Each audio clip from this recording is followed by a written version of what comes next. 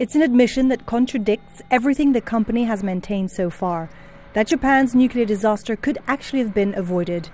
In a report released by the Tokyo Electric Power Company, which runs the Fukushima nuclear plant, it found that, when looking back on the accident, the problem was that preparations were not made in advance. It feared that if tsunami risk studies were disclosed, that it would lead to immediate plant shutdown. And there was concern that if new severe accident measures were implemented, it could spread concern in the siting community that there is a problem with the safety of current plants. The company also said it feared legal and political consequences if it highlighted that accident measures were needed.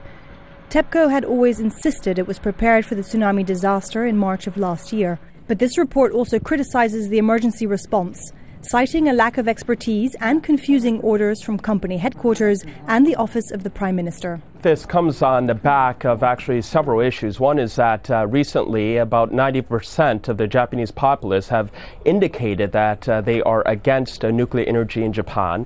And in addition to that, there is the popular perception as well that there was too much of a cozy relationship or collusion between the plant operators and also the regulators, which enabled this type of lax environment to arise whereby the disaster occurred. There are now far more stringent safety laws in place as a result of last year's disaster. But the Fukushima plant is not alone when it comes to not being adequately prepared.